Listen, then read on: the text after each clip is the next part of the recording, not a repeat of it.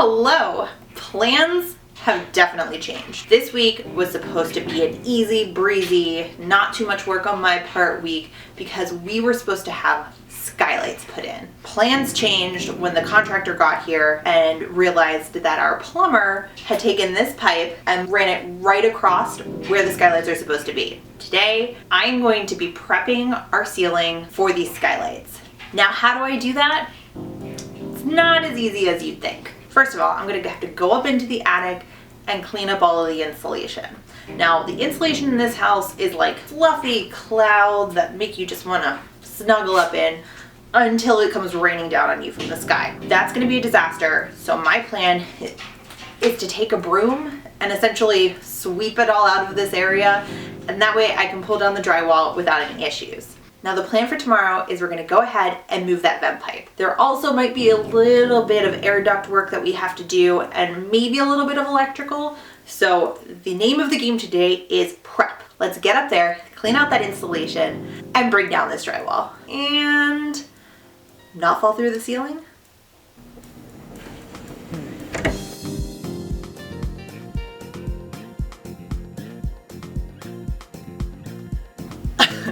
I'm not tall enough for this.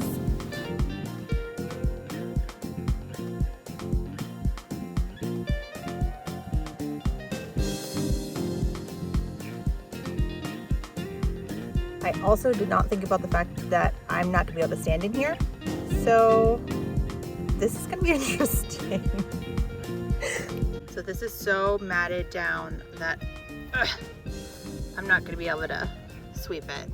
I can poke at it and get it up, but that's not gonna work. So I'm gonna have to go over there and dig it up with my hands. Oh man, that was disgusting. That was the worst. There were cobwebs everywhere.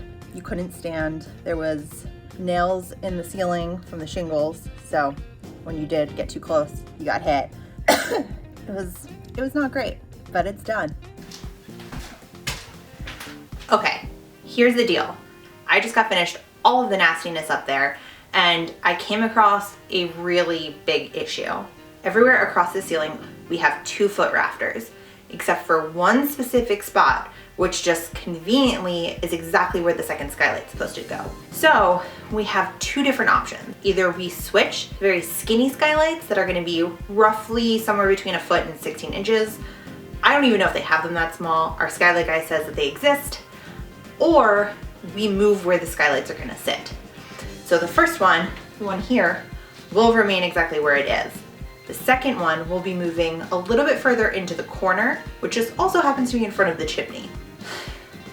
Neither solution is ideal. So I mapped it out on the ceiling, and I think moving it over and keeping the bigger skylights, having all that light in the room, is gonna be worth it. It's gonna show a little bit of the chimney, but based on our estimation of where we think the chimney is, it'll only be about this much. I think it's still gonna be worth it. Let's hope it's still gonna be worth it, because I'm gonna start cutting the ceiling. Taking my saw, I started cutting down the drywall, not only where the new skylights will be, but also where the pipes are that need to be moved. It still gets cold here at night, and as you can see, there will be zero protection from the cold, so I'm trying to take down as little of the ceiling as I possibly can.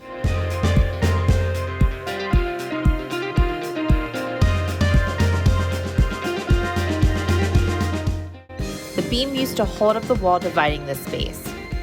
It's time for you to go, buddy. Next, Kevin got to work on moving the plumbing vents. He started by cutting the existing pipes using a handsaw and then cut new pipes to run around the new path that we planned. Once the new pipes were cut, I took a utility knife and cleaned up the edges. To connect the pipes, we're using Oatly primer and PVC cement. These come packaged together and you'll need both for this project. Start by lining both pieces of pipe with primer, followed by the PVC cement over top. Press and hold together following the instructions. The combination will actually melt the PVC together, creating an airtight bond. Kevin continued this around the room until the new pipes were run.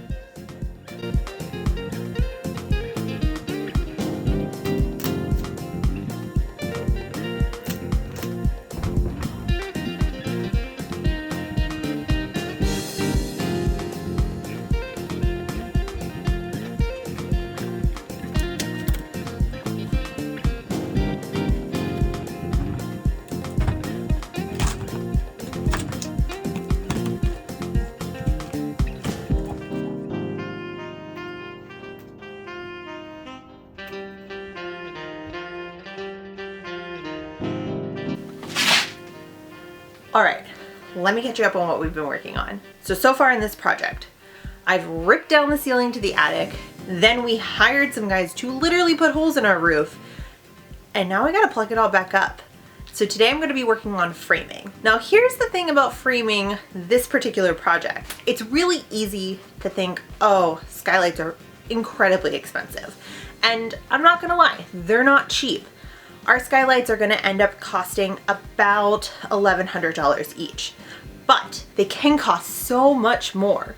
And the reason that we're paying $1,100 as opposed to say $2,000 is because of what I'm doing right now. Did you know that you can hire someone just to put in the skylight and not do the internal work? With me doing all of the framing, the drywall, and reclosing up the ceiling, we are literally saving thousands of dollars. So I started this project yesterday, and so far I was able to get one side of each skylight completed. As you can see, the framing essentially created a box. That way I have a place to attach drywall to. On the other side, it's gonna be a little bit trickier. It's higher, it's longer pieces, and I gotta make sure that the angle stays right on both sides.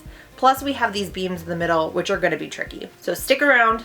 This isn't the most glamorous part of this project, but I'll show you how to frame out and close up your ceiling, and then we can move on to the good stuff. For the second day of framing, more drywall had to come down so that I could frame the skylights to get as much light into the room as possible.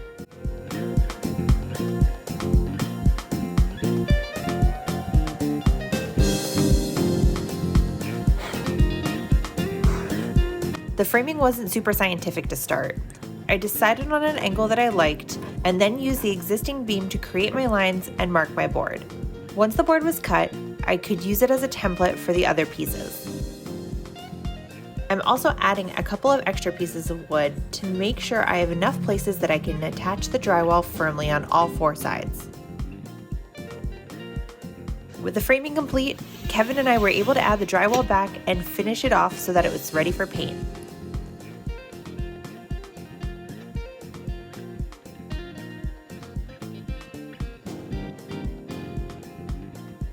How amazing do these look? They bring so much light into the bathroom, and we couldn't be happier with the result. The next part of this project, building our walls for the cabinets and shower. Don't forget to like and subscribe to follow along.